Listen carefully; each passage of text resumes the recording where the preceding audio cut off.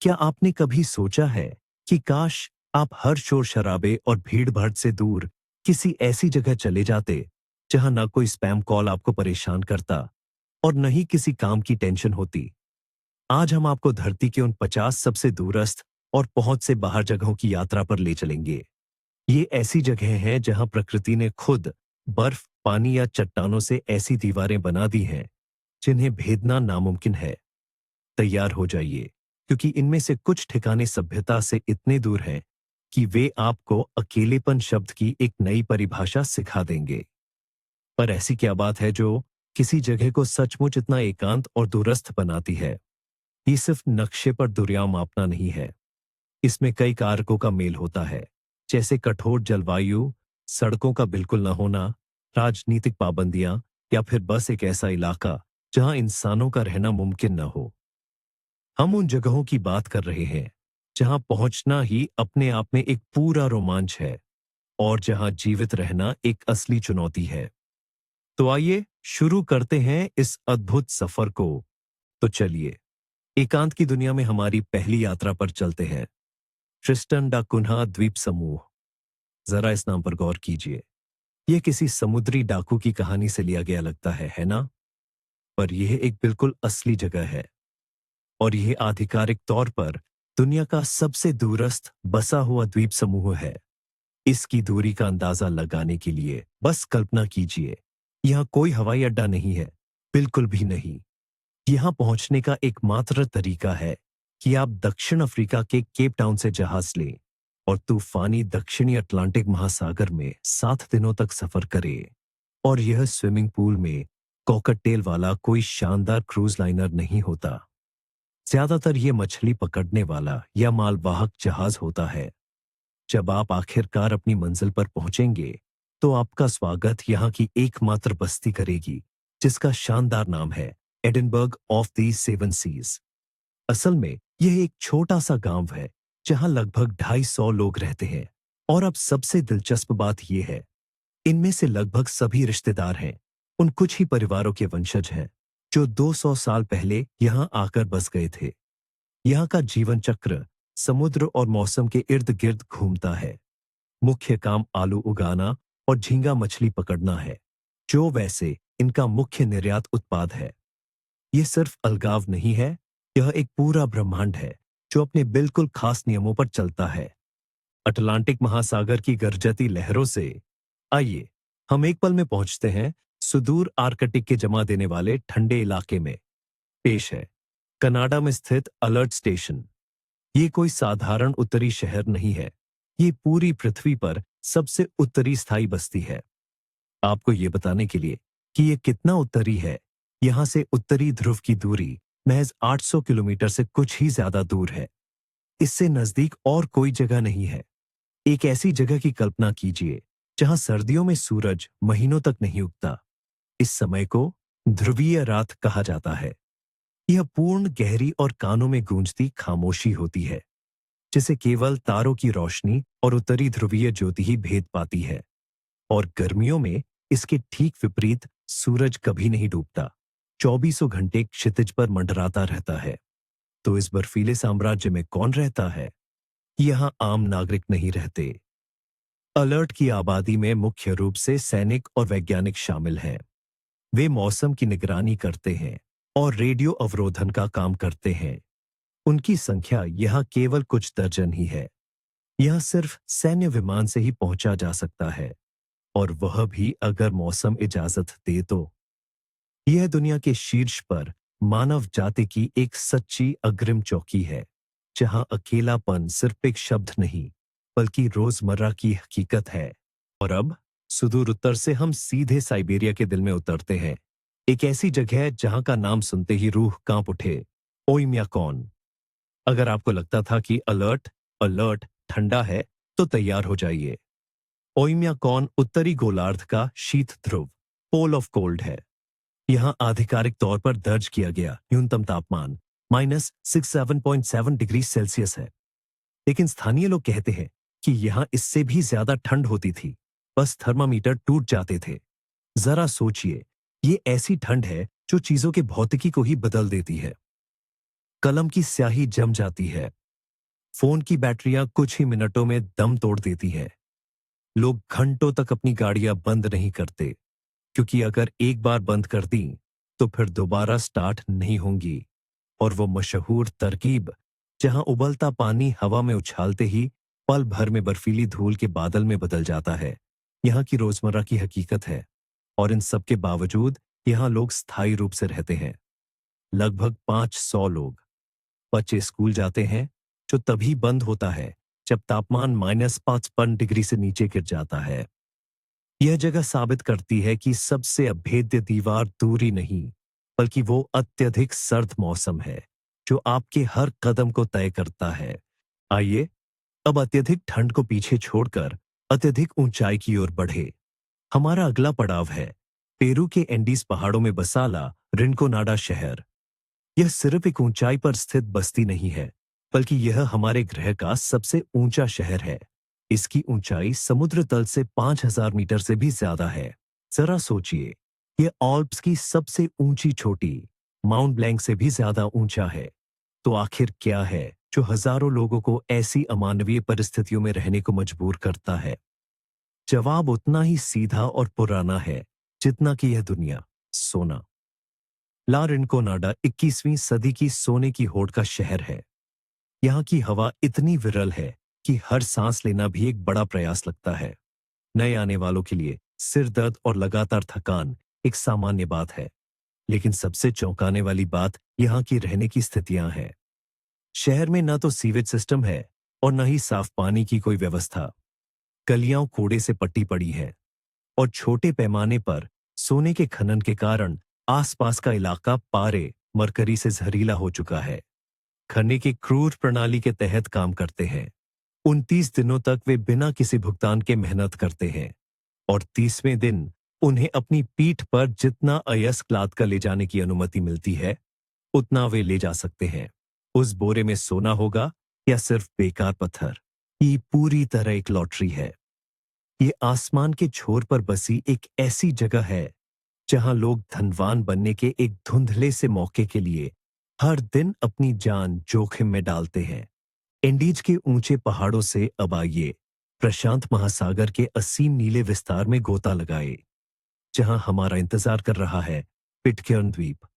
यह सिर्फ जमीन का एक टुकड़ा नहीं, बल्कि समय और भूगोल में खोई हुई एक जीवंत किंवदंती है।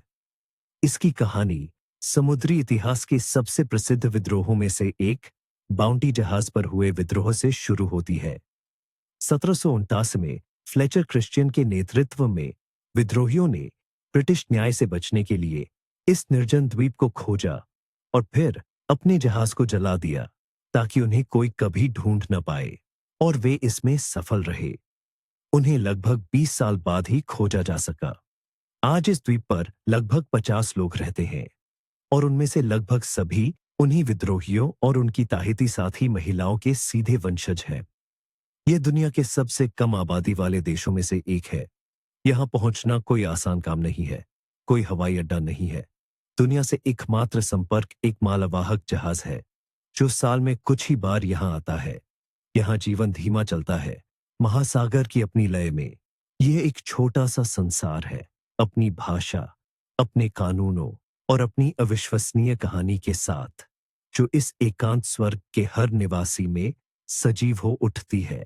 अब हमारी यात्रा हमें पृथ्वी के सबसे ठंडे, सूखे, तूफानी और सबसे ऊंचे स्थान पर ले जा रही है, दक्षिणी ध्रुव पर, अंटार्कटिका में। और हमारा लक्ष्य है रूसी वैज्ञानिक स्टेशन ओवोस्तोक। अगर ओयमाकॉन किसी आबादी वाले क्षेत्र का शीत ध्रुव है, तो एवोस्टोक पूरी पृथ्वी पर ठंड का बेताज बादशाह है। इतिहास का सबसे कम तापमान -81.2 डिग्री सेल्सियस यहीं दर्ज किया गया था। इन परिस्थितियों में सामान्य डीजल जैली में बदल जाता है और स्टील कांच की तरह कमजोर और भंगुर हो जाता है। इंसान कुछ ही मिनटों से ज्यादा बाहर खुले में नहीं रह सकते। लेकिन सबसे ज्यादा हैरान करने वाली बात तो यह भी नहीं है।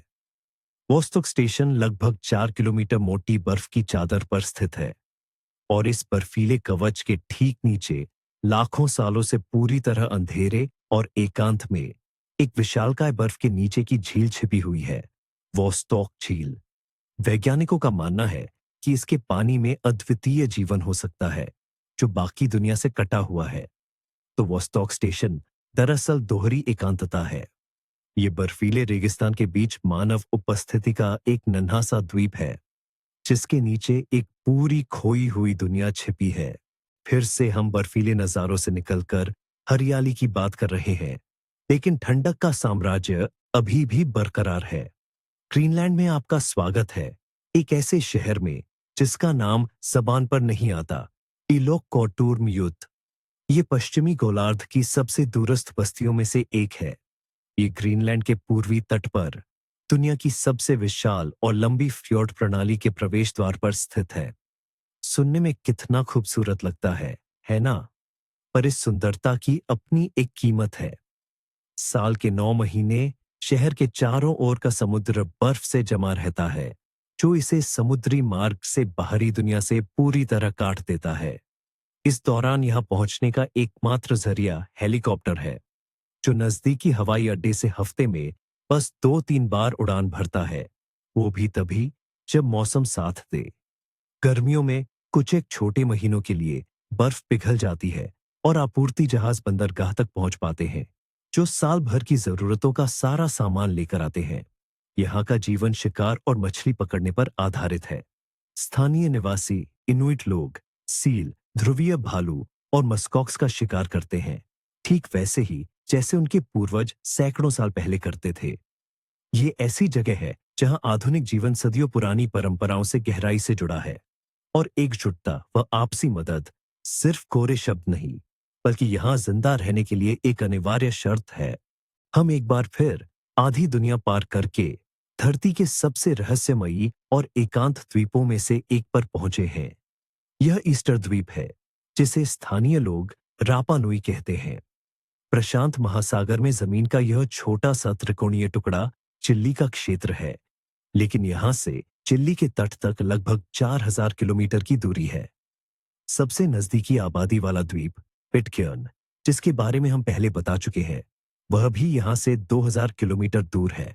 यह सचमुच अथाह जलराशि के बीच एक बिंदु मात्र है, लेकिन यह सिर्फ अपनी एकांतता के लिए ही प्रसिद्ध नहीं है।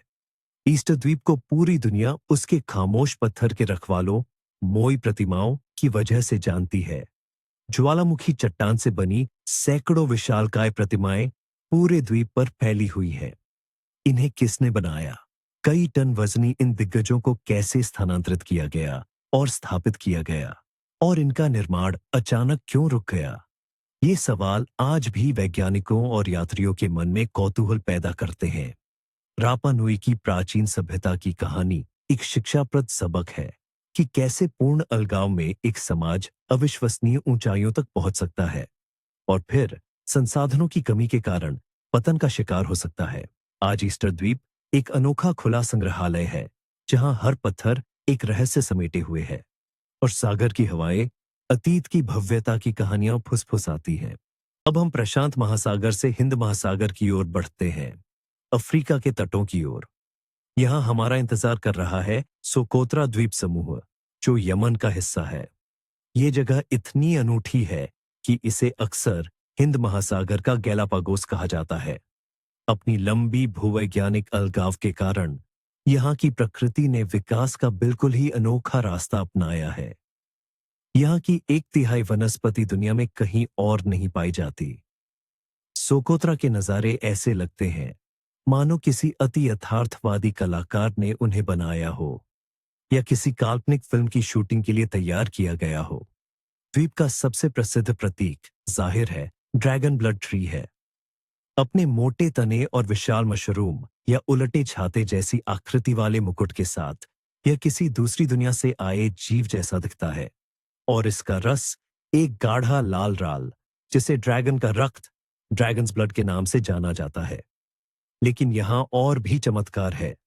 फूले हुए तनों वाले बोतल के पेड़, खीरे के पेड़ और अनगिनत अन्य स्थानिक प्रजातियां की। सोकोत्रा तक पहुंचना हमेशा से मुश्किल रहा है और हाल के वर्षों में क्षेत्र में राजनीतिक अस्थिरता के कारण यह द्वीप और भी अगम्य हो गया है। यह वास्तव में एक खोई हुई दुनिया है, एक नाजुक पारिस्थितिकी तंत्र जो किसी चमत्कार से आज तक सुरक्षित रहा है। प्रकृति द्वारा बनाई गई एकांत दुनिया से निकलकर अब हम मानव निर्मित उस अलगाव की बात करते हैं जो सुरक्षा के लिए है। हम ब्राजील के अमेजन वर्षावनों की गहराइयों में चावरी घाटी की ओर चलते हैं। ये कोई पर्यटन स्थल नहीं है। यहां पहुंचना लगभग नामुमकिन है और ऐसा करना उचित भी नहीं। ऑस्ट्रिया के बराबर आकार का यह क्षेत्र दुनिया में सबसे ज्यादा ऐसे अछूते जनजातीय समुदायों का निवास स्थान है जिनका बाहरी दुनिया से कोई संपर्क नहीं है। विशेषज्ञों के अनुमान के अनुसार यहाँ कम से कम 14 अलग अलग जनजातियों के लगभग 2000 आदिवासी रहते हैं जिनका हमारी सभ्यता से कभी कोई संपर्क नहीं हुआ। वे हजारों साल पहले अपने पूर्वजों की तरह ही जीवन जीते हैं।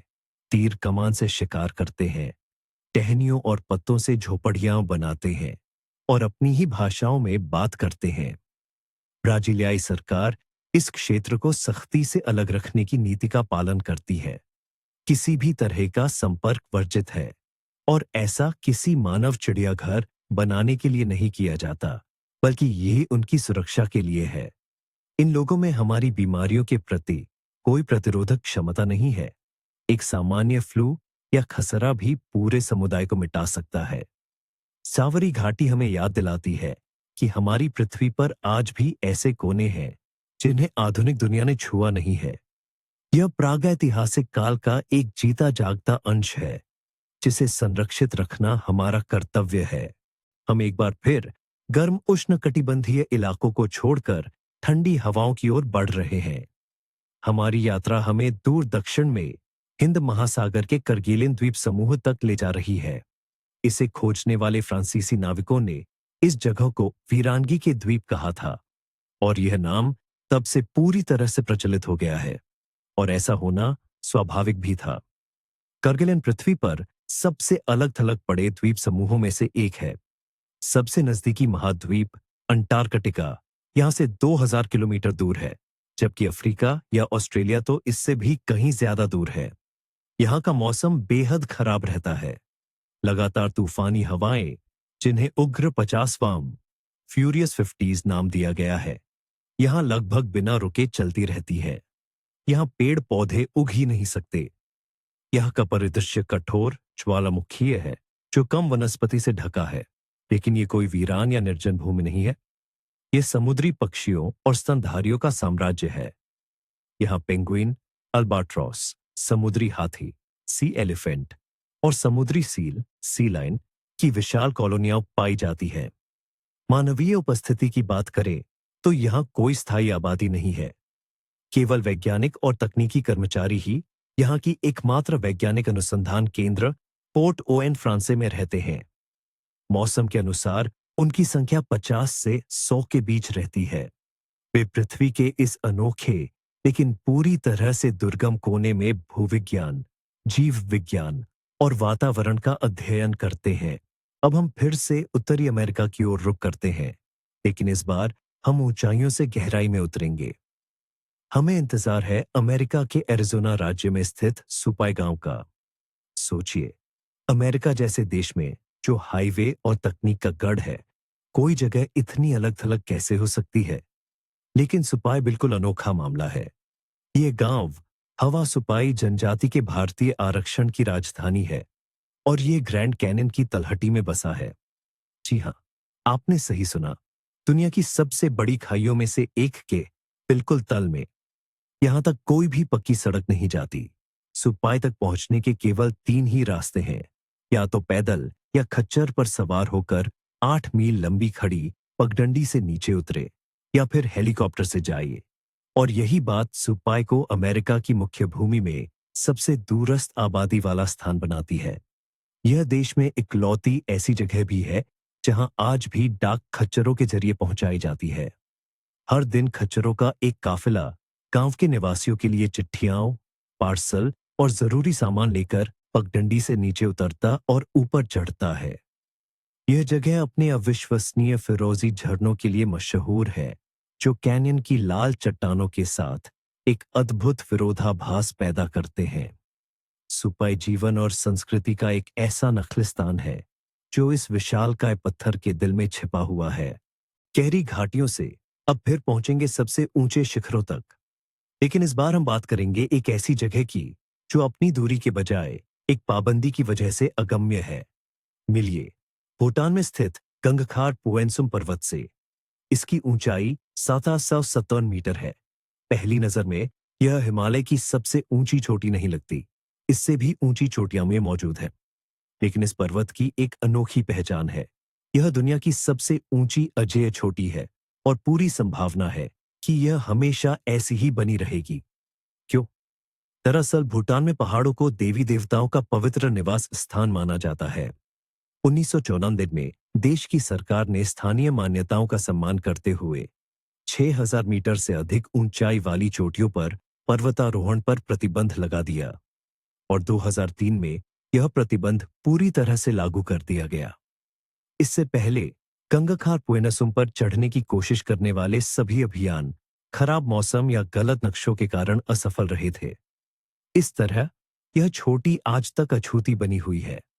यह बादलों और किंवदंतियों में लिपटी हुई खड़ी है, प्रकृति और प्राचीन परंपराओं के प्रति सम्मान का एक प्रतीक बनकर।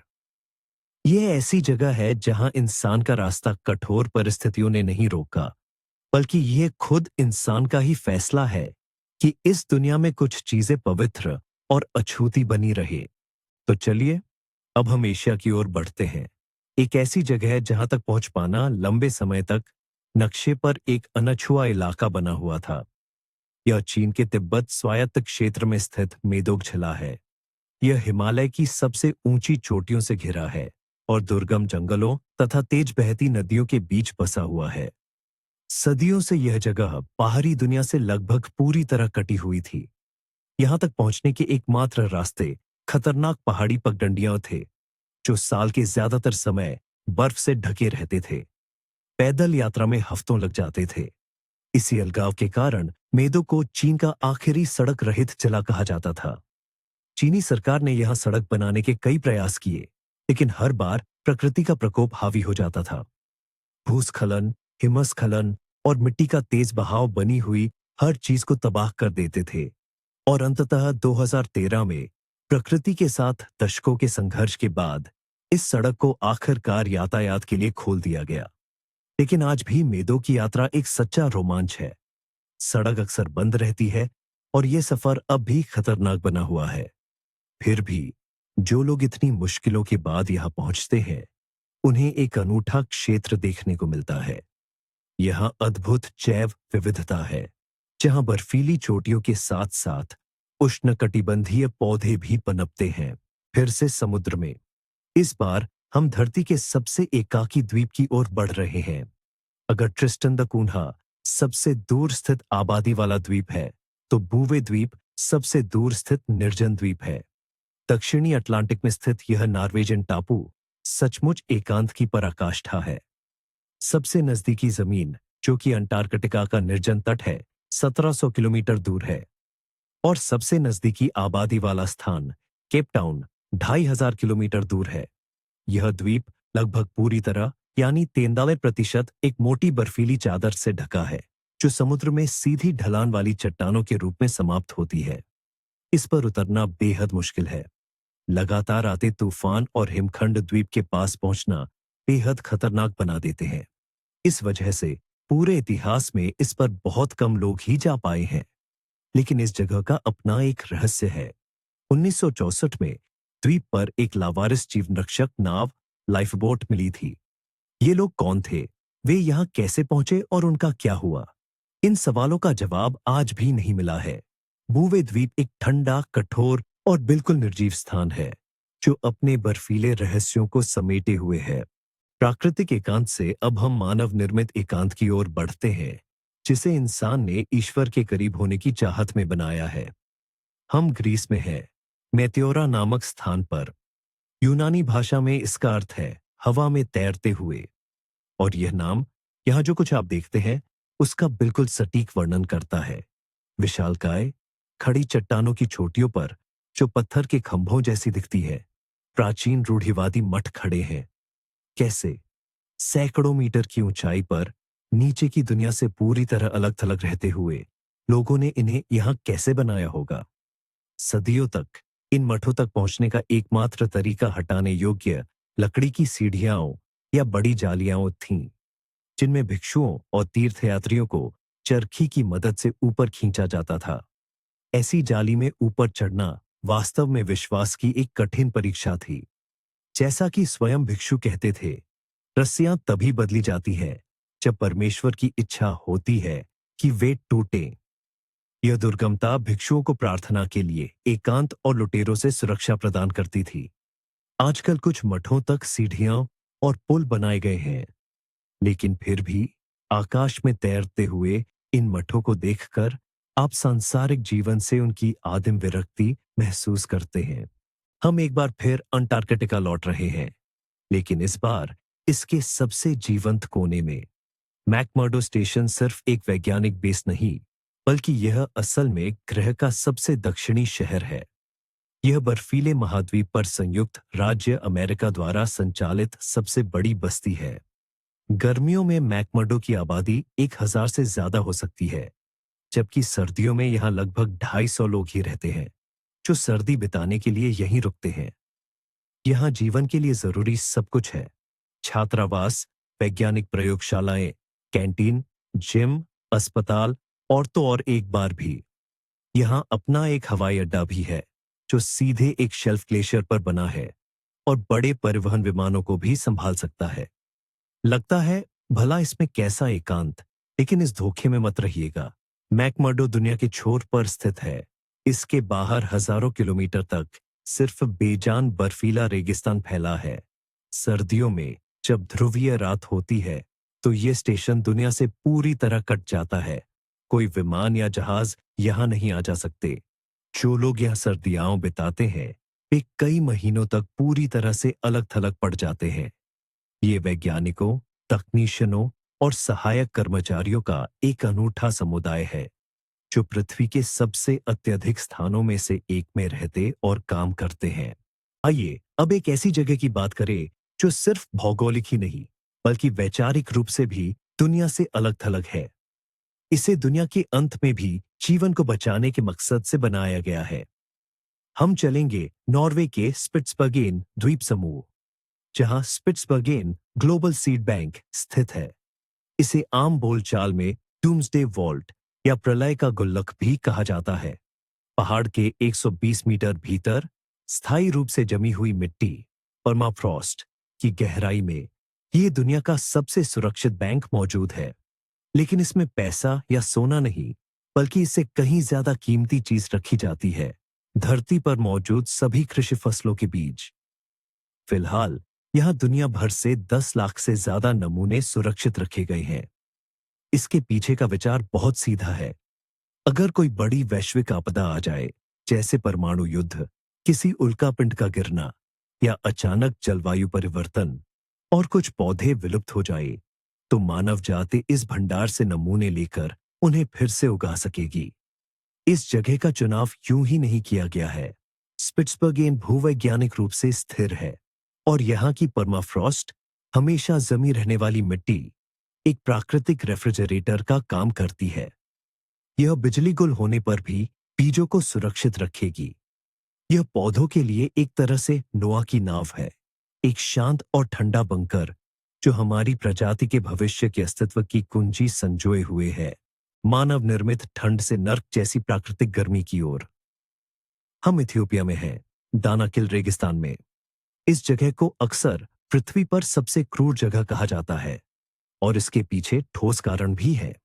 सबसे पहले, यह ग्रह पर सबसे गर्म जगहों में से एक है। यहाँ का औसत वार्षिक तापमान 34 डिग्री सेल्सियस से ज्यादा रहता है, और गर्मियों में यह आसानी से 50 डिग्री के पार चला जाता है। दूसरा, ये सबसे निचले स्थानों में से एक है। इसका अधिकांश हिस्सा समुद्र तल से नीचे है। और तीसरा, यह भूगर्भीय रूप से सबसे सक्रिय जगहों में से एक है। यहाँ की जमीन शाब्दिक अर्थों में सांस लेती है। दानाकिल के परिदृश्य किसी और ग्रह से आए हुए लगते हैं। आपको लावा उगलते सक्रिय ज्वालामुखी, क्षितिज तक फैले नमक के मैदान और अम्लीय गंधक के स्रोत देखने को मिलेंगे। जो जमीन को पीले, हरे और नारंगी के अविश्वसनीय रंगों में रंगते हैं। यहाँ की हवा जहरीली गैसों से भरी हुई है। इन सब के बावजूद यहाँ लोग रहते हैं, अफार जनजाति के लोग। वे सदियों से इस रेगिस्तान में नमक निकालते आ रहे हैं। सूखी झीलों की सतह से उसे प्लेटों में काटकर ऊंटों के कारवां द्वारा ले जाते हैं।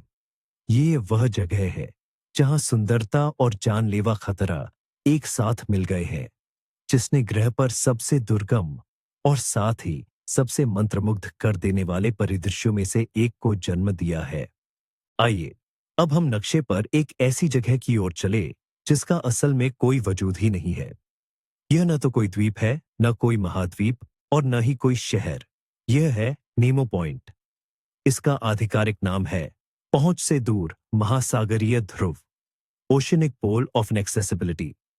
यह दक्षिणी प्रशांत महासागर में स्थित वह बिंदु है जो पृथ्वी पर किसी भी भूभाग से सबसे अधिक दूरी पर है।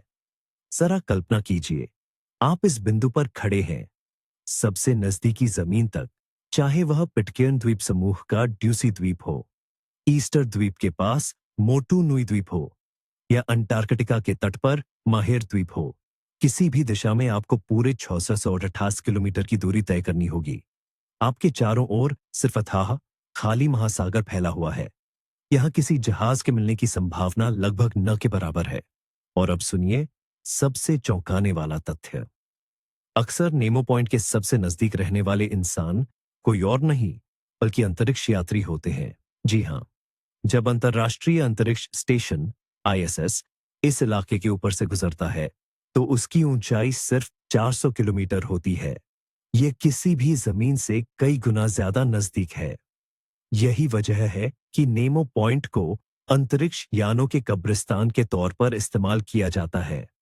पुराने उपग्रहों और अंतरिक्ष स्टेशनों को उनकी कक्षा से नियंत्रित तरीके से यहीं गिराया जाता है ताकि उनका मलबा पृथ्वी पर इस सबसे सुनसान जगह पर गिरे।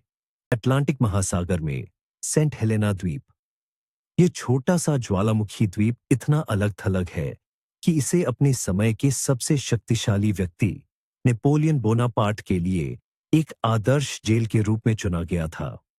वॉटरलू में हार के बाद उसे यहां निर्वासित किया गया था ताकि वह एल्बा द्वीप से भागने में सफल होने की तरह दोबारा कभी भाग न सके। और यह योजना सफल रही। यह द्वीप अफ्रीका के तट से 2000 किलोमीटर और दक्षिण अमेरिका से लगभग 3000 किलोमीटर दूर स्थित है।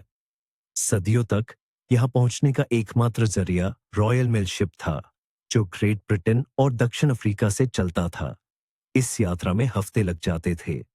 यह अलगाव 2017 तक बना रहा जब आखिरकार इस द्वीप पर एक हवाई अड्डा खोला गया। लेकिन आज भी यहां उड़ानें अक्सर नहीं होती है और तेज हवाओं के कारण यह लैंडिंग दुनिया की सबसे मुश्किल लैंडिंग में से एक मानी जाती है। इस द्वीप ने अपनी अनूठी पहचान बनाए रखी है जो ब्रिटिश संस्कृति और द्वीपीय शांति का एक अनोखा मेल है। यह एक समृद्ध इतिहास वाली जगह है जो सदियों के एकांत के बाद अब दुनिया के सामने खुलना शुरू कर रही है। आइए मध्य पूर्व के ईरान देश की यात्रा पर निकले। यहाँ रेगिस्तान के बीचों बीच स्थित है प्राचीन शहर बाम। इसकी पहचान केवल इसकी भौगोलिक दूरी से नहीं बल्कि समय और प्राकृतिक आपदाओं से उपजी इसके अलगाव से होती है। कभी यह महान रेशम मार्ग पर एक अत्यंत महत्वपूर्ण नखलिस्तान हुआ करता था और इसका हृदय है अर्ग ए बाम। 2000 साल से भी पहले मिट्टी की ईंटों से बना एक विशाल और भव्य किला। यह कभी अपने उत्कृष्ट वस्त्रों और स्वादिष्ट खजूरों के लिए प्रसिद्ध एक समृद्ध शहर था। लेकिन 2003 में एक भयंकर त्रासदी ने इस पर अपनी काली छाया डाल दी। एक विनाशकारी भूकंप ने इस शहर को लगभग धरती से मिटा दिया, दसियों हजार लोगों की जान ले ली और इस अनोखे किले के 80% से भी ज्यादा हिस्से को खंडहर में बदल दिया। ऐसा लगा मानो बाम का गौरवशाली इतिहास यहीं समाप्त हो गया हो। मगर एक चमत्कार हुआ। इस दुखद घटना पर पूरी दुनिया ने संवेदना व्यक्त की और मदद के लिए हाथ बढ़ाया, जिसके परिणाम स्वरूप इतिहास के सबसे बड़े पुनर्स्थापन रिस्टोरेशन परियोजनाओं में से एक शुरू हुआ। आज दुनिया भर के विशेषज्ञों के अथक और लगन भरे प्रयासों के कारण यह प्राचीन किला धीरे धीरे खंडहरों से फिर से जीवंत हो रहा है। पाम की यात्रा वास्तव में समय में एक अनोखी यात्रा है। यहाँ आपको सिर्फ प्राचीन दीवारें नहीं दिखती, बल्कि यह मानव आत्मा की अविश्वसनीय सहनशीलता का प्रतीक है, जिसने प्रकृति की विनाशकारी शक्ति और समय के विस्मृति दोनों पर विजय प्राप्त की है। अब हम दुनिया की छत की ओर बढ़ेंगे। तिब्बती पठार पर स्थित चांगठांग पठार हमारा इंतजार कर रहा है। यह सिर्फ एक पठार नहीं, बल्कि सैकड़ों किलोमीटर तक फैला एक विशाल उच्च पर्वतीय क्षेत्र है, जो तिब्बत और भारतीय लद्दाख के कुछ हिस्सों को कवर करता है। यहाँ की औसत ऊंचाई समुद्र तल से लगभग 400-500 मीटर है। ये एक ठंडा तेज हवाओं वाला रेगिस्तान है, जहाँ सर्दियां 9 महीने तक चलती है और जमीन स्थायी तुषार से जकड़ी रहती है। चांगठांग के नजारे कठोर जरूर हैं, लेकिन अपनी आदिम सुंदरता से मंत्रमुग्ध कर देते हैं। यहाँ अंतहीन घास के मैदान, क्रिस्टल जैसी साफ खारे पानी की झीलें और क्षितिज पर बर्फ से ढकी चोटियां दिखाई देती है। ऐसा लगता है कि यहाँ जीवन असंभव है, लेकिन ऐसा नहीं है। यहाँ चांगपा कहे जाने वाले खानाबदोश लोग रहते हैं। वे उन चंद लोगों में से हैं जिन्होंने इन अत्यधिक कठोर परिस्थितियों में खुद को ढाल लिया है। सदियों से वे यहाँ याक और कश्मीरी बकरियों को चराते आ रहे हैं। अपने झुंडों के साथ दुर्लभ चरागाहों की तलाश में भटकते रहते हैं। पिछले सैकड़ों सालों में उनका जीवन लगभग नहीं बदला है। वे प्रकृति के साथ पूर्ण सामंजस्य में रहते हैं, आधुनिक दुनिया की भागदौड़ से दूर। चांगठांग पृथ्वी पर उन अंतिम स्थानों में से एक है जहां कोई वास्तविक खानाबदोश जीवन शैली को उसकी पूरी कठोर सुंदरता के साथ देख सकता है। आइए एक बार फिर प्रशांत महासागर की ओर चलते हैं, जहां एक छोटा सा एटोल है जिसका नाम है पाल्म रस्टन। ये कुक आइलैंड्स का हिस्सा है, लेकिन इसकी कहानी इतनी अनोखी है कि इस पर अलग से बात करना जरूरी है। ये पूरा एटोल दरअसल कई छोटे छोटे मोटू द्वीप से मिलकर बना है, जो एक लैगून को घेरे हुए है। इसकी कुल जमीनी सतह सिर्फ 2 वर्ग किलोमीटर है, लेकिन सबसे हैरान करने वाली बात इसकी आबादी है। इस द्वीप पर लगभग 60 लोग रहते हैं और उनमें से लगभग सभी एक ही व्यक्ति के वंशज हैं। साल 1863 में एक अंग्रेज बढ़ई और बैरल बनाने वाला विलियम मास्टर्स अपनी 3 पोलिनेशियाई पत्नियों के साथ इस निर्जन एटोल पर पहुंचा। उसने एटोल को अपनी तीनों पत्नियों के परिवारों के लिए 3 हिस्सों में बांट दिया और तब से यह जमीन पीढ़ी दर पीढ़ी विरासत में मिलती आ रही है। इस द्वीप के सभी निवासियों का उपनाम मास्टर्स है। इस द्वीप पर कोई दुकान या बैंक नहीं है। यहाँ पैसे का इस्तेमाल न के बराबर होता है और लेन देन का मुख्य तरीका वस्तु विनिमय बार्टर है। बाहरी दुनिया से उनका एकमात्र संपर्क कुछ दुर्लभ मालवाहक जहाजों से होता है, जो साल में मुश्किल से 1 या 2 बार यहाँ आते हैं। यह एक व्यक्ति द्वारा स्थापित एक सूक्ष्म राज्य का अविश्वसनीय उदाहरण है, जो अपने ही नियमों से चलता है और समुद्र के बीचों बीच पूरी तरह से अलग थलग रहता है। अब हम मेडागास्कर की ओर बढ़ेंगे, लेकिन हमारा लक्ष्य वहां के लिमूर वाले समुद्री तट नहीं है। हमारा गंतव्य है सिंगी माराहा राष्ट्रीय उद्यान। मालागासी भाषा में सिंगी का अर्थ है ऐसी जगह जहां नंगे पैर नहीं चला जा सकता, और शायद इस अनोखे परिदृश्य का यह सबसे हल्का वर्णन है। यह पार्क एक विशालकाय चूना पत्थर का पठार है, जिसे लाखों वर्षों में अपर्दन कटावन ने एक वास्तविक पत्थरों के जंगल में बदल दिया है। यह रेजर की तरह तीखी कार्स्ट चोटियों, गहरी खाइयों और गुफाओं का एक जटिल भूल भुलैया है। इस इलाके में घूमना फिरना बेहद मुश्किल और खतरनाक है। कोई भी जरा सी लापरवाही गंभीर चोट का कारण बन सकती है। यही दुर्गमता सिंगी को कई दुर्लभ प्रकार के जानवरों और पौधों के लिए एक अनोखा सुरक्षित ठिकाना बनाती है। इस पथरीली भूल भुलैया में लेमूर, पक्षी और सरीसृप छिपे रहते हैं, जिनमें से कई तो इस क्षेत्र के स्थानिक एंडेमिक जीव हैं। ताकि पर्यटक अपनी जान जोखिम में डाले बिना इस प्राकृतिक अजूबे को देख सके, यहाँ खास तौर पर लटकते पुल और रास्ते बनाए गए हैं। लेकिन इस पत्थरीले जंगल का बड़ा हिस्सा अभी भी जंगली और पूरी तरह से दुर्गम क्षेत्र बना हुआ है। जो हमारे ग्रह के सबसे मुश्किल से पहुंचने वाले परिदृश्यों में से एक है। आइए अब हम दक्षिण अमेरिका के बिल्कुल आखिरी छोर पर स्थित अर्जेंटीना के शहर उशुआया चलते हैं। इसे अक्सर एल फिन डेल मुंडो कहा जाता है, जिसका अर्थ है दुनिया का छोर। और यह सिर्फ एक खूबसूरत उपमा नहीं है। उशुआया को आधिकारिक तौर पर दुनिया का सबसे दक्षिणी शहर माना जाता है। यह टीरा डेल फोवेगो द्वीप पर स्थित है, जो एंडीज की बर्फीली चोटियों और बीगल जलमरुमध्य के ठंडे पानी के बीच घिरा हुआ है। इससे आगे सिर्फ अंटार्कटिका ही है। शुरुआत में उशुआया एक मिशनरी चौकी थी और बाद में यह अर्जेंटीना के सबसे खतरनाक अपराधियों के लिए एक दंड उपनिवेश में बदल गया। सरकार का मानना था कि इतनी दूर दराज जगह से भागना लगभग नामुमकिन है। आज यह एक जीवंत पर्यटन केंद्र है।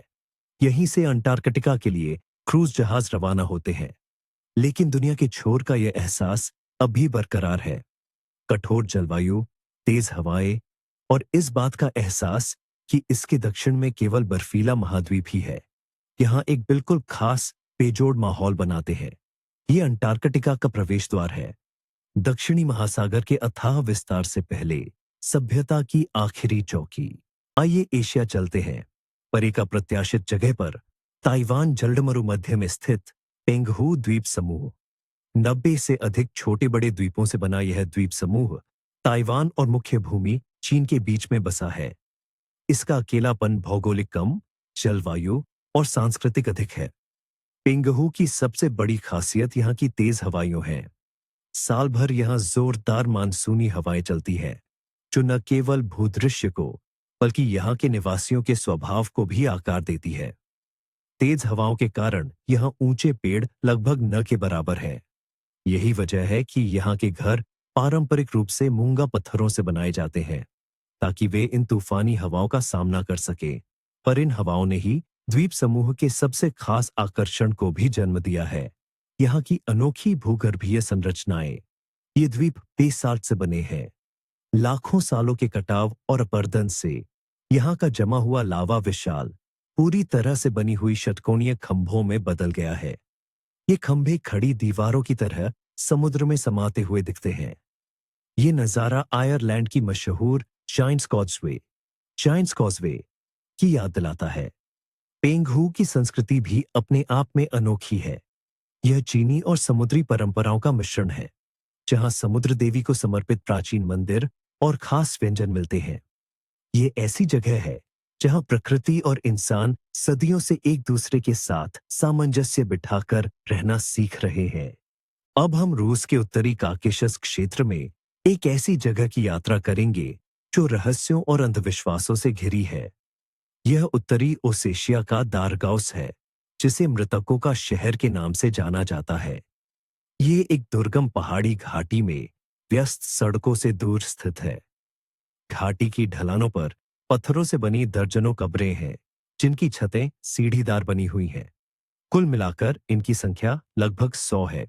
यह एक प्राचीन कब्रिस्तान है, जहां आधुनिक ओसेतियाई लोगों के पूर्वज अलन लोग 14वीं से 18वीं शताब्दी तक अपने मृतकों को दफनाते थे। इन कब्रों के अंदर आज भी हजारों लोगों के मम्मीकृत अवशेष सुरक्षित हैं। इस जगह से कई किंवदंतियां जुड़ी हुई हैं। उनमें से एक कहानी यह है कि प्लेग जैसी महामारियों के दौरान पूरा परिवार अपने पड़ोसियों को संक्रमित होने से बचाने के लिए अपने जीवित बचे अंतिम सदस्यों के साथ स्वेच्छा से अपनी पैतृक कब्रों में खुद को बंद कर लेता था और वहीं मर जाता था। सदियों से स्थानीय लोग इस जगह से बचते रहे हैं। उनका मानना था कि जो कोई भी मृतकों की शांति भंग करेगा, वह खुद जिंदा वापस नहीं लौटेगा। आज यह एक अद्वितीय ऐतिहासिक स्मारक है, लेकिन इसकी दूरस्थ स्थिति और रहस्यमयी आभा अब भी जीवित लोगों की दुनिया से पूर्ण अलगाव का एहसास कराती है। अंटार्कटिका की बर्फीली गोद में एक बार फिर, लेकिन इस बार महाद्वीप की सबसे अनोखी जगह पर। यह है डिसेप्शन द्वीप, जिसका हिंदी में अर्थ है छलावा, और यह अपने नाम को पूरी तरह से सार्थक करता है। देखने में यह एक साधारण बर्फ और ग्लेशियरों से ढका अंटार्कटिक द्वीप लगता है, लेकिन असल में यह एक सक्रिय ज्वालामुखी का विशाल क्रेटर है, जिसे काल्डेरा कहते हैं। द्वीप घोड़े की नाल के आकार का है और एक तरफ से एक संकरा झलडा मरुमध्य है जो अंदर इस पानी से भरी काल्डेरा में ले जाता है। यह अंटार्कटिका के उन चुनिंदा प्राकृतिक बंदरगाहों में से एक है जहां जहाज तूफानों से पनाह ले सकते हैं, लेकिन यह आश्रय भी एक छलावा है। 20वीं सदी में यहाँ व्हेल शिकार के ठिकाने और वैज्ञानिक अनुसंधान केंद्र स्थापित थे, लेकिन 60 के दशक के आखिर में ज्वालामुखी जाग उठा। कई शक्तिशाली विस्फोटों ने सभी ढांचों को नष्ट कर दिया और लोगों को हमेशा के लिए द्वीप छोड़ने पर मजबूर कर दिया। आज डिसेप्शन एक भूतिया शहर है। ज्वालामुखी की राख से ढके व्हेल शिकार के ठिकाने के जंग लगे अवशेष एक प्रलयंकारी दृश्य उत्पन्न करते हैं और ज्वालामुखी की भूतापीय गतिविधि किनारे के पानी को गर्म कर देती है, जिससे सबसे साहसी पर्यटक अंटार्कटिका के पानी में स्नान कर सकते हैं। यह वह जगह है जहां बर्फ और आग एक शाश्वत लड़ाई लड़ते हैं। आइए अरब प्रायद्वीप के बिल्कुल बीचों बीच स्थित रुबल खाली रेगिस्तान की ओर रुख करते हैं। इसके नाम का अर्थ है खाली चौथाई, और यह कोई अतिशयोक्ति नहीं है।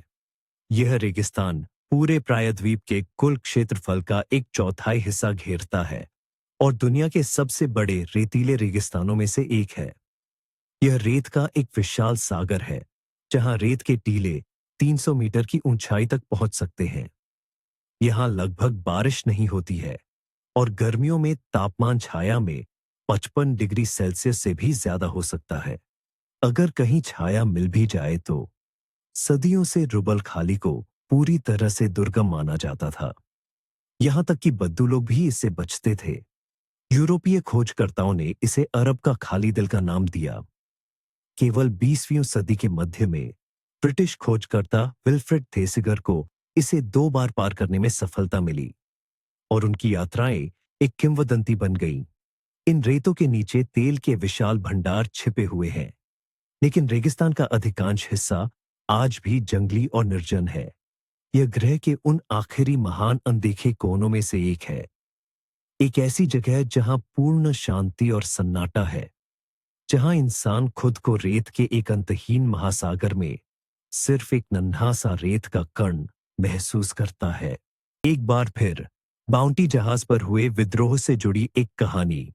आज हम चलेंगे नॉरफॉक द्वीप की ओर। यह प्रशांत महासागर में ऑस्ट्रेलिया और न्यूजीलैंड के बीच स्थित एक ऑस्ट्रेलियाई क्षेत्र है। अब आप सोच रहे होंगे कि बाउंटी का यहां क्या लेना देना। दरअसल 19वीं सदी के मध्य तक जिस पिटकेर्न द्वीप की हम पहले बात कर चुके हैं, वह बाउंटी के विद्रोहियों के वंशजों के बढ़ते हुए समुदाय के लिए बहुत छोटा पड़ गया था। ऐसे में ब्रिटिश सरकार ने उन्हें नॉरफॉक द्वीप पर बसने का प्रस्ताव दिया। यह द्वीप उस समय तक एक बेहद सख्त और भयानक दंड उपनिवेश यानी जेल हुआ करता था। इस तरह पिटकेर्न की लगभग पूरी आबादी इस नए कहीं ज्यादा बड़े द्वीप पर आ बसी। आज नॉरफॉक के ज्यादातर निवासी उन्हीं प्रवासियों के प्रत्यक्ष वंशज हैं। वे आज भी एक अनोखी भाषा नॉरफॉक बोलते हैं, जो 18वीं सदी की अंग्रेजी और ताहिती भाषा का मिश्रण है। इस द्वीप ने अपनी अनूठी संस्कृति, परंपराओं और यहां तक कि अपनी शासन प्रणाली को भी सहेज कर रखा है, जो ऑस्ट्रेलियाई प्रणाली से काफी अलग है।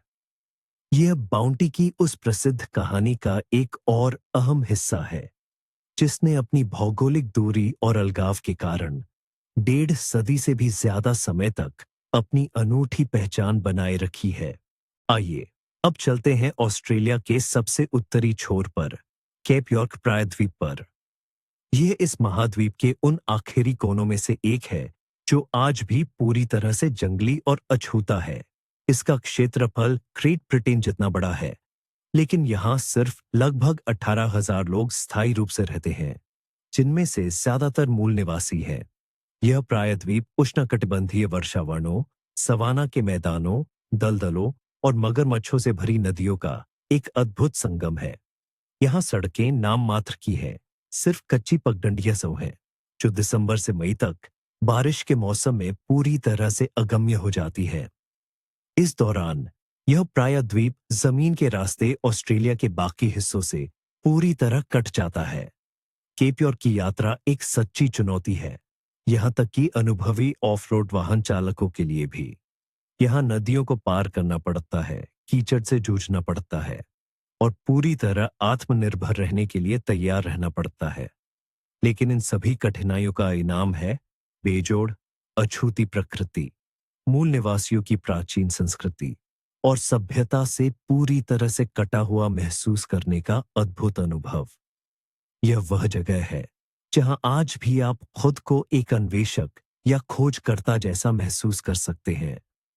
फिर से दक्षिणी अटलांटिक के सर्द पानी में फॉकलैंड द्वीप हमारा इंतजार कर रहे हैं। यह दूर दराज का द्वीप समूह ब्रिटेन का एक समुद्री क्षेत्र है जो अर्जेंटीना के तट से 500 किलोमीटर की दूरी पर स्थित है। अर्जेंटीना आज भी इस पर अपने अधिकार का दावा करता है और इसी क्षेत्रीय विवाद ने 1982 में फॉकलैंड युद्ध को जन्म दिया था। हालांकि शांतिपूर्ण समय में यह द्वीप एक शांत और अविश्वसनीय रूप से सुंदर जगह है। यहाँ का भूदृश्य कठोर है, वृक्षहीन पहाड़ियां, ऊबड़ खाबड़ हीथलैंड और कटी फटी तटरेखा। लेकिन फॉकलैंड का असली खजाना यहाँ का समृद्ध वन्य जीवन है। यहाँ पेंगुइन की 5 अलग अलग प्रजातियों की विशाल कॉलोनियां पाई जाती हैं, जिनमें राजसी किंग पेंगुइन भी शामिल है। इसके अलावा समुद्री शेर, सील और सैकड़ों प्रजातियों के पक्षी भी मिलते हैं। द्वीपों पर केवल लगभग 3000 लोग रहते हैं, जबकि भेड़ों की संख्या लगभग 5 लाख है। यहाँ जीवन धीमी गति से चलता है और समुदाय की भावना बहुत प्रबल है। अपनी भौगोलिक दूरी और राजनीतिक इतिहास के कारण फॉकलैंड दुनिया के सबसे अलग थलग लेकिन अद्वितीय समुदायों में से एक है। दक्षिण की ओर अंटार्कटिका की बर्फीली हवाओं में और गहराई तक हमें साउथ जॉर्जिया और साउथ सैंडविच द्वीप समूह नामक एक अनोखा क्षेत्र मिलेगा। यह भी एक ब्रिटिश विदेशी क्षेत्र है, लेकिन फॉकलैंड के विपरीत यहाँ कोई स्थायी आबादी नहीं रहती। केवल ग्रैडविकन के एकमात्र बेस पर वैज्ञानिक और संग्रहालय के कर्मचारी मौजूद हैं। द्वीपों की यह श्रृंखला सचमुच अंटार्कटिका का एक नखलिस्तान है। यहाँ के नज़ारे बेहद मनमोहक हैं। नुकीले ग्लेशियर से ढके पहाड़ सीधे समुद्र से ऊपर उठते हैं, जो आल्प्स की याद दिलाते हैं। लेकिन यहाँ का मुख्य आकर्षण वन्य जीव है। उनकी संख्या यहाँ अविश्वसनीय रूप से अधिक है। साउथ जॉर्जिया के तटों पर दुनिया की सबसे बड़ी किंग पेंगुइन कॉलोनियां पाई जाती हैं, जिनमें लाखों की संख्या में पेंगुइन होते हैं। इसके अलावा यहाँ पर सील और हाथी सील के विशालकाय ठिकाने भी हैं, जहाँ लाखों जानवर इकट्ठा होते हैं। ये ग्रह पर सबसे दुर्गम स्थानों में से एक है। यहाँ केवल अभियान जहाजों द्वारा ही पहुंचा जा सकता है, और वह भी सिर्फ अंटार्कटिका की छोटी गर्मियों के दौरान। यह सचमुच एक खोया हुआ संसार है, जहां जंगली प्रकृति अपने पूरे मूल और भव्य रूप में राज करती है। अब एक बार फिर आर्कटिक चलते हैं, नॉर्वे के स्पिट्सबर्गेन द्वीप समूहों पर। लेकिन इस बार हमारी दिलचस्पी बीच तिजोरी में नहीं, बल्कि इसकी राजधानी लॉन्गियर शहर में है, जिसे लॉन्गियरबियन भी कहते हैं। यह दुनिया का सबसे उत्तरी शहर है, जहां 1000 से ज्यादा लोग रहते हैं। यह आर्कटिक वृत्त से काफी आगे स्थित है। यहाँ का जीवन पूरी तरह से आर्कटिक की लय में ढला हुआ है। साल के 4 महीने ध्रुवीय रात रहती है और उतने ही समय के लिए ध्रुवीय दिन भी होता है।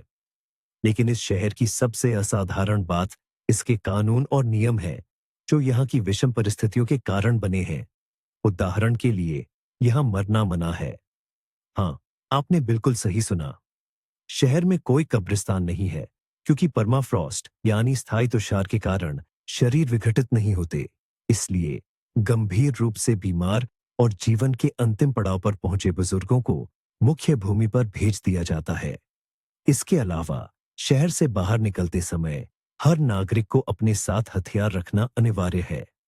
यह अपराध के कारण नहीं, बल्कि ध्रुवीय भालुओं से अपनी सुरक्षा के लिए है, जिनकी संख्या इस द्वीप समूह पर इंसानों से ज्यादा है। लॉन्गियर आबाद दुनिया के सबसे छोर पर मानव समाज बनाने का एक अनोखा प्रयोग है।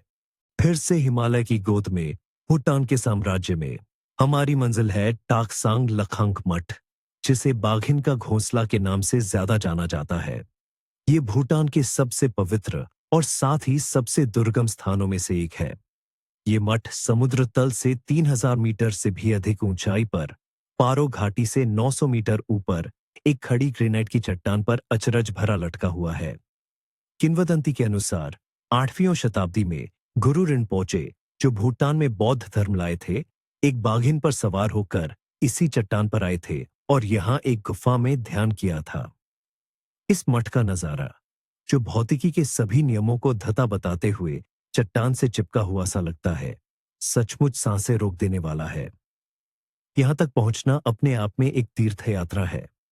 पहाड़ी की खड़ी पगडंडी पर कई घंटों की चढ़ाई करनी पड़ती है।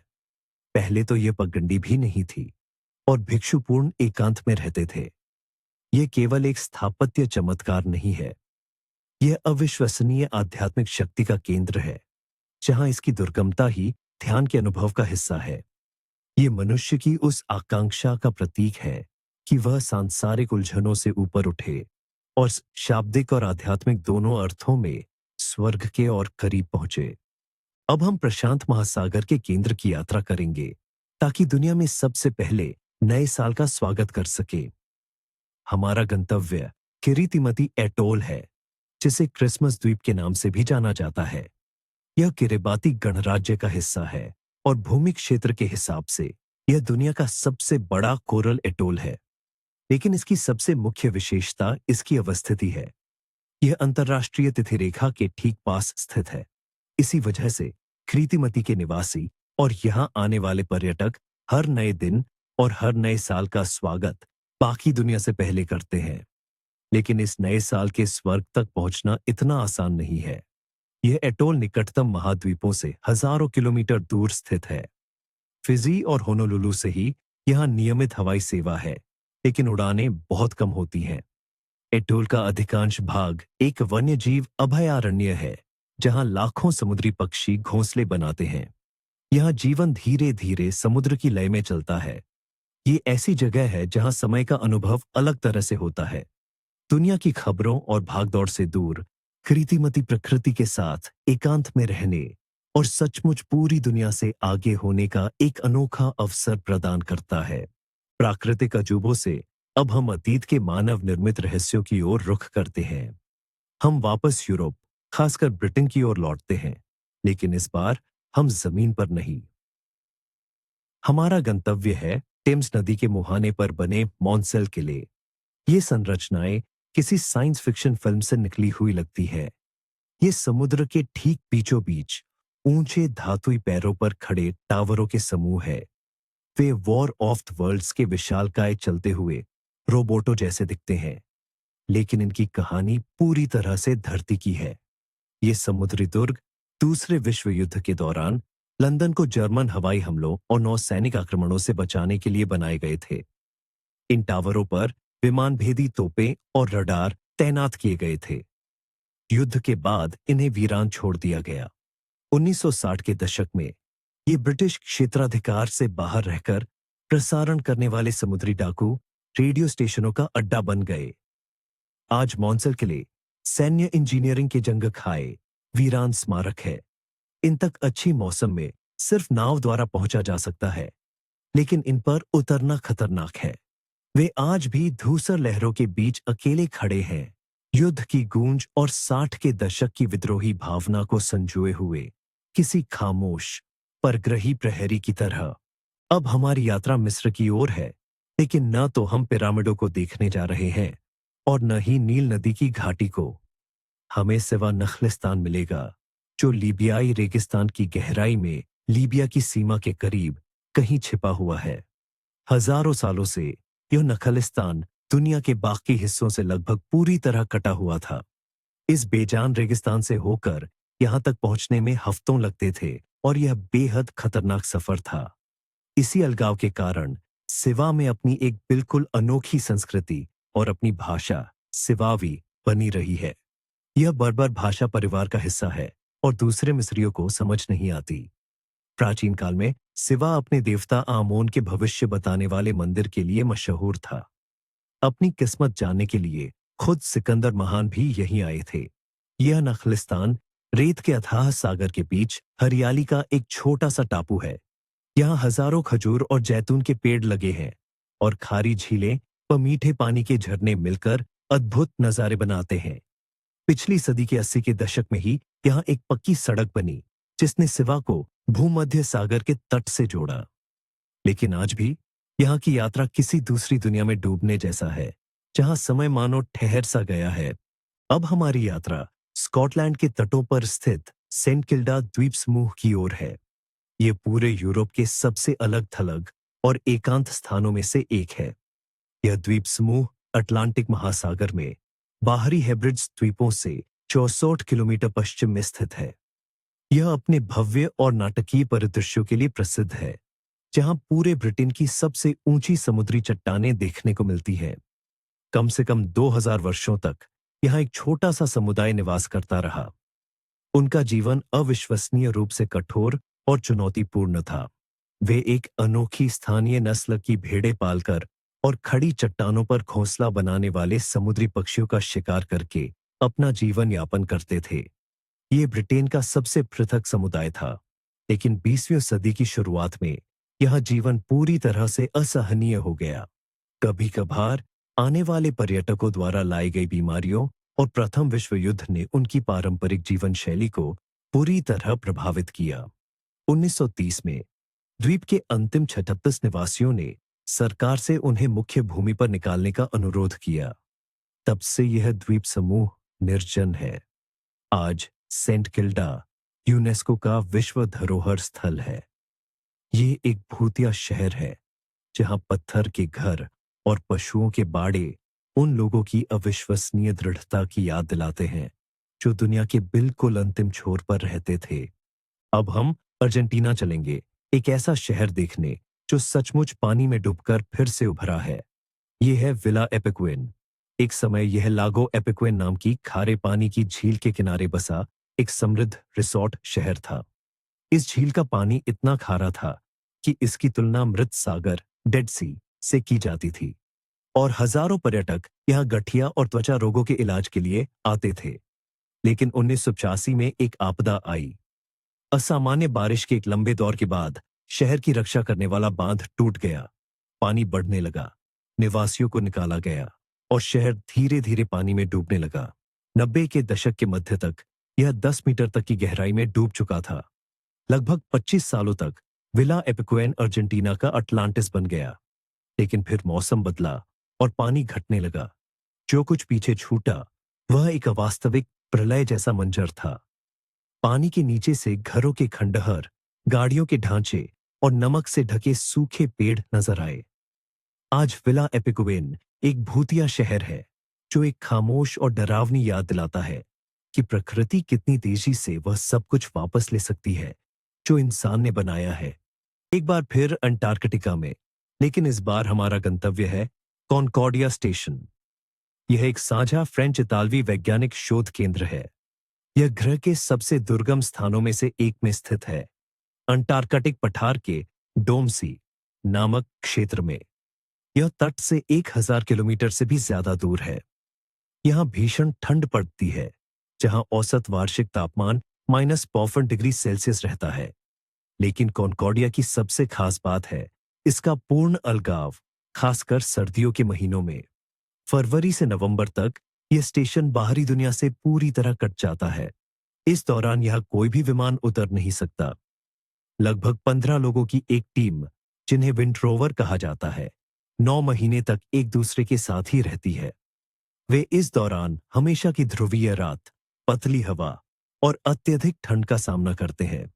यही वजह है कि यूरोपीय अंतरिक्ष एजेंसी ईएसए इसे शोध के लिए इस्तेमाल करती है। यहाँ की स्थितियां लंबी अंतरिक्ष यात्राओं जैसे मंगल ग्रह पर मिशन से इतनी मिलती जुलती है कि इसे सफेद मंगल या व्हाइट मार्स का उपनाम दिया गया है। वैज्ञानिक यहाँ अध्ययन करते हैं कि मानव शरीर और मन लंबे समय तक अलगाव और तनाव में कैसे प्रतिक्रिया करते हैं। ये शोध हमें भविष्य की अंतर्ग्रहीय यात्राओं के लिए तैयार करने में मदद करता है।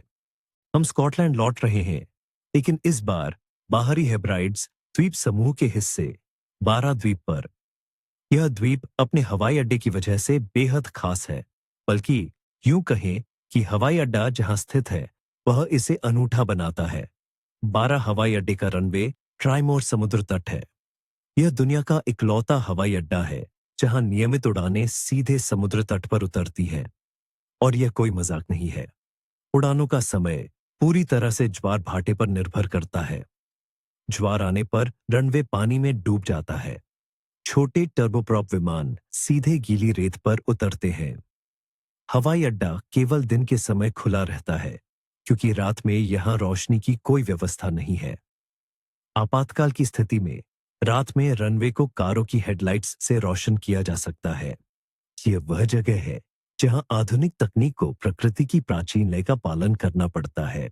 यह द्वीप खुद भी पहाड़ियों, रेत के टीलों और प्राचीन किलों से सजा एक खूबसूरत नजारा है।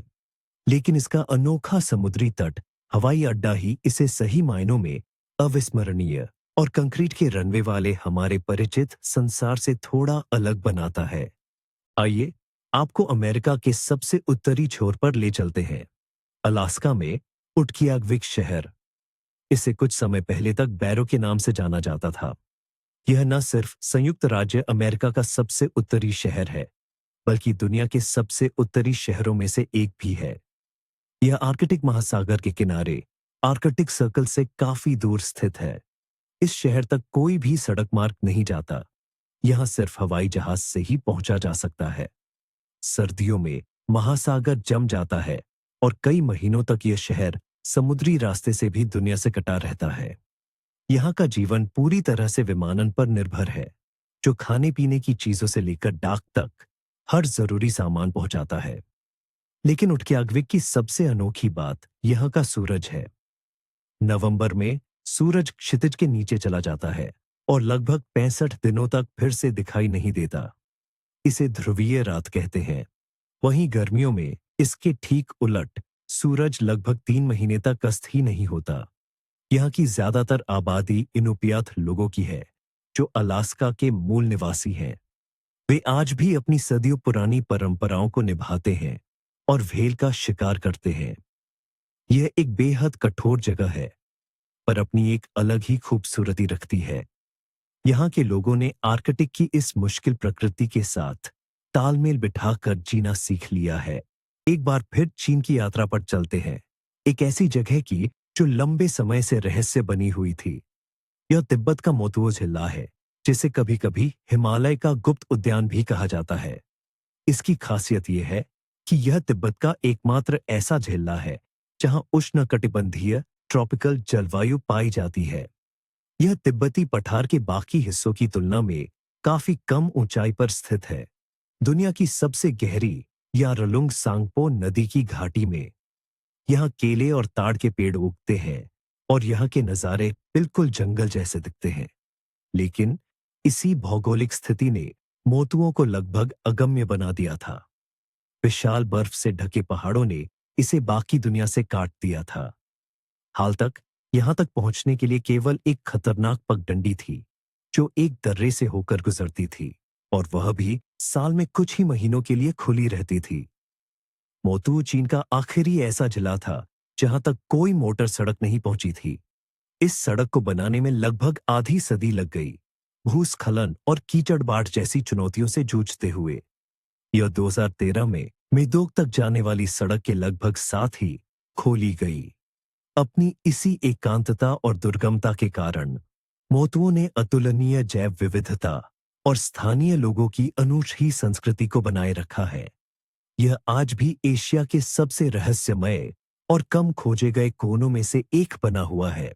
अब हमारा सफर होगा हिंद महासागर में कोकोस द्वीप समूह की ओर, जिन्हें कीलिंग द्वीप भी कहा जाता है। यह ऑस्ट्रेलिया के अधिकार क्षेत्र में आने वाला एक बाहरी क्षेत्र है, जिसमें 2 एटोल और 27 कोरल द्वीप शामिल हैं।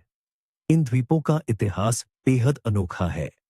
19वीं सदी में एक स्कॉटिश व्यापारी जॉन क्लूनीस रॉस ने यहां नारियल के पेड़ों का एक बागान स्थापित किया और काम करने के लिए मलय मजदूरों को भी लाया। असल में उन्होंने इन द्वीपों पर अपना एक सामंती राज्य स्थापित कर लिया, जिस पर उनके परिवार ने लगभग 150 सालों तक शासन किया। वे अपनी मुद्रा ढालते थे और उनकी सत्ता पूरी तरह से निरंकुश थी। लेकिन 1978 में ही ऑस्ट्रेलिया ने क्लूनी स्ट्रॉस परिवार से इन द्वीपों को खरीद लिया और 1934 में यहाँ के निवासियों ने ऑस्ट्रेलिया का हिस्सा बनने के लिए मतदान किया। लेकिन आज भी इन द्वीपों पर एक अनोखी संस्कृति बची हुई है। अधिकांश आबादी कोकोस मलय लोगों की है, जो मलय भाषा की अपनी बोली बोलते हैं और इस्लाम धर्म का पालन करते हैं। यह एक अद्भुत उदाहरण है कि कैसे महासागर के बीच में भूमि के एक छोटे से अलग थलग टुकड़े पर एक बिल्कुल ही अनूठा समाज विकसित हो सकता है, जिसका अपना इतिहास, अपनी भाषा और अपनी परंपराएं हों। अब हम फरो द्वीप समूह की ओर चलेंगे, जो उत्तरी अटलांटिक में स्थित डेनमार्क का एक स्वायत्त क्षेत्र है। हमें यहाँ के एक छोटे से गांव कासाडालुर में विशेष रुचि है। कुछ समय पहले तक यह यूरोप की सबसे अलग थलग बस्तियों में से एक था। लगभग 20 लोगों की आबादी वाला ये गांव समुद्र के ठीक ऊपर एक ऊंची चट्टान के किनारे पर बसा है। 3 तरफ से इसे ऊंचे और सीधी ढलान वाले पहाड़ घेरे हुए हैं। सदियों तक घासाडालुर तक पहुंचने या वहां से निकलने का एकमात्र रास्ता एक खतरनाक पहाड़ी पगडंडी थी, जो 400 मीटर ऊंचे दर्रे से होकर गुजरती थी। डाकिये को सप्ताह में 3 बार यह मुश्किल और जोखिम भरी यात्रा करनी पड़ती थी। सारा सामान पीठ पर लाद कर ले जाना पड़ता था। इस तरह की अलगाव के कारण गांव की जनसंख्या लगातार कम होती जा रही थी और उसे पूरी तरह से विलुप्त होने का खतरा था। लेकिन 2004 में एक ऐसी घटना घटी जिसने सब कुछ बदल दिया। पहाड़ के आर पार एक मोटर वाहन सुरंग का निर्माण किया गया। आखिरकार इस गांव को बाकी दुनिया से सीधा संपर्क मिल गया। आज घासाडालोर अपने उस प्रसिद्ध झरने के साथ, जो सीधा समुद्र में गिरता है, एक लोकप्रिय पर्यटन स्थल बन गया है। लेकिन ये आज भी इंसान की अपने एकांत घर में रहने के अधिकार के लिए की गई अथक संघर्ष का प्रतीक बना हुआ है, फिर से अटलांटिक महासागर की ओर। और इस बार लक्ष्य है असेंशन द्वीप। यह एक अलग थलग पड़ा ज्वालामुखीय द्वीप है, जो अफ्रीका और दक्षिण अमेरिका के लगभग ठीक बीच में स्थित है।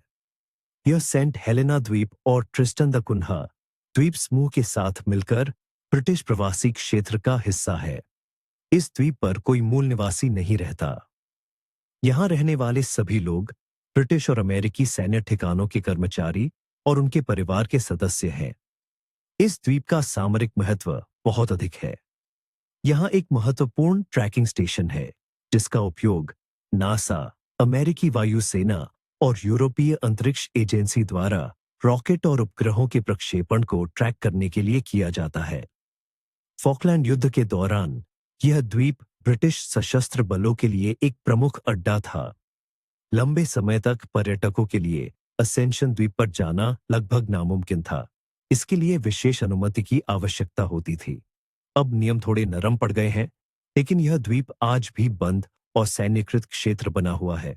इसके वीरान ज्वालामुखीय परिदृश्य, जमे हुए लावा से ढके हुए और आसमान की ओर ताकती विशालकाय एंटीना किसी दूसरे ग्रह पर बने चौकी का एहसास दिलाते हैं। अब हम फ्रांस के ब्रिटनी प्रांत चलेंगे, एक ऐसी जगह देखने जहां की विलक्षणता किलोमीटरों में नहीं बल्कि सहस्राब्दियों में मापी जाती है। यह कारनाक का महापाषाण परिसर है। यह सिर्फ पत्थरों का ढेर नहीं है, यह दुनिया का सबसे बड़ा महापाषाणों का समूह है। विशालकाय प्रागैतिहासिक पत्थर जिन्हें मनुष्यों ने स्थापित किया था। यहाँ कई खेतों में 3000 से ज्यादा मेहर पत्थर जमीन में गड़े हुए हैं, जो लंबी लगभग समानांतर गलियामों बनाते हैं और 4 किलोमीटर तक फैली हुई है। इन पत्थरों की उम्र लगभग 6-7 हजार साल है। ये स्टोनहेंज और मिस्र के पिरामिडों से भी पुराने हैं। और इनका रहस्य यही है, हमें उन लोगों के बारे में बिल्कुल कुछ नहीं पता जिन्होंने इन्हें बनाया था। उनके पास लेखन प्रणाली नहीं थी और उन्होंने इन खामोश पत्थरों के अलावा कुछ भी नहीं छोड़ा। उन्होंने ये क्यों बनाए? क्या यह कोई विशालकाय वेधशाला थी, कोई धार्मिक परिसर, या ऐसी गलियां जो परलोक की ओर ले जाती थीं? हमारे पास केवल सिद्धांत है। कारनाक समय की गहराइयों से आया एक संदेश है, जो ऐसी भाषा में लिखा गया है जिसे हम समझ नहीं सकते। यह एक रहस्य है, जो समय की एक अटूट दीवार से हमसे अलग हो गया है। और आखिरकार हम धरती पर उस जगह पहुंच गए जो सचमुच सबसे अलग थलग और दुर्गम है। उत्तरी सेंटिनल द्वीप। बंगाल की खाड़ी में स्थित यह छोटा सा द्वीप, जो भारतीय अंडमान द्वीपों का हिस्सा है, एक ऐसी जगह है जहां किसी का भी प्रवेश पूरी तरह वर्जित है। और यह प्रतिबंध केवल भारत सरकार द्वारा ही नहीं लगाया गया है, जिसने इस द्वीप और इसके आसपास के समुद्री क्षेत्र को निषिद्ध क्षेत्र घोषित किया है। सबसे बड़ा प्रतिबंध तो द्वीप के निवासियों से ही आता है। सेंटिनली दुनिया की उन आखिरी जनजातियों में से एक है जिनसे अभी तक कोई संपर्क स्थापित नहीं हो पाया है। वे आधुनिक सभ्यता से पूरी तरह अलग थलग रहते हैं। माना जाता है कि पिछले 60,000 सालों से वे किसी भी संपर्क के प्रयास को सिरे से नकार देते हैं। जो कोई भी उनके द्वीप के पास आता है, चाहे वह मछुआरे हों, शोधकर्ता हों या मिशनरी, उन्हें तीरों की बौछार का सामना करना पड़ता है। वे हमसे कोई लेना देना नहीं रखना चाहते। हमें उनकी भाषा, उनकी संख्या, उनके रीति रिवाजों के बारे में कुछ नहीं पता। वे एक जीवंत पहेली हैं, 21वीं सदी में पाषाण युग के अवशेष। और अपने अलगाव की उनकी यह आक्रामक सुरक्षा शायद उनके जीवित रहने और हमारी दुनिया से अछूती अपनी अनूठी संस्कृति को बनाए रखने का एकमात्र तरीका है। यह पूर्ण, सचेत और अत्यंत दृढ़ता से सुरक्षित अलगाव है। लेकिन इस पूरी कहानी में सबसे चौंकाने वाली बात न तो ऊंचे पहाड़ है और न ही विशाल महासागर, बल्कि ये इंसान है। हमने ऐसी जगह देखी जहां जीवन का होना नामुमकिन सा लगता है, जैसे ठंड के चरम पर, दुनिया की सबसे ऊंची चोटियों पर, या फिर तूफानी महासागरों के बीच। और फिर भी वहां लोग रहते हैं। वे अपने समुदाय बनाते हैं, अपनी परंपराओं को सहेजते हैं और ऐसी परिस्थितियों में भी पनपने के तरीके ढूंढ लेते हैं जिन्हें हम में से ज्यादातर लोग नरक कहेंगे। ग्रह के सबसे अलग थलग हिस्सों में, जहां शायद सिर्फ निराशा ही राज करनी चाहिए, अक्सर समुदाय की सबसे मजबूत भावना जन्म लेती है। जब आपका एकमात्र पड़ोसी सैकड़ों किलोमीटर दूर हो, तो उससे जुड़ाव ही जीवन रेखा बन जाता है। वे एक दूसरे पर ऐसे निर्भर करते हैं जैसे हम बड़े शहरों में रहने वाले लोग बहुत पहले ही भूल चुके हैं। ये हमें याद दिलाता है कि इंसान एक सामाजिक प्राणी है, चाहे वह दुनिया के किसी भी कोने में क्यों न हो। और अब आता है मुख्य मोड़। 21वीं सदी में इन दूर दराज और अक्सर भुला दिए गए कोनों में भी इंटरनेट पहुंच रहा है। अब अकेलापन पहले जैसा नहीं रहा, ये सापेक्ष हो गया है। पिटकेर्न द्वीप के बच्चे ऑनलाइन पढ़ाई कर सकते हैं और वोस्टॉक स्टेशन के वैज्ञानिक वीडियो कॉल पर अपने परिवारों से बात कर सकते हैं। दुनिया सिमट रही है और यहां तक कि सबसे दुर्गम जगह भी थोड़ी करीब आ रही हैं। ये सब कुछ बदल रहा है, उन सीमाओं को मिटा रहा है जो कभी अटल लगती थी। तो हमने आपके साथ मिलकर उन जगहों की दुनिया भर की यात्रा की जो संभव की हमारी धारणाओं को चुनौती देती है। अंटार्कटिका के बर्फीले रेगिस्तानों से लेकर महासागर में खोए हुए एटोल तक। हमारे साथ ये समय बिताने के लिए धन्यवाद। अगर आपको यह वर्चुअल रोमांच पसंद आया तो लाइक करना और चैनल को सब्सक्राइब करना ना भूलें, ताकि आप हमारी नई और अद्भुत कहानियों को मिस न करें।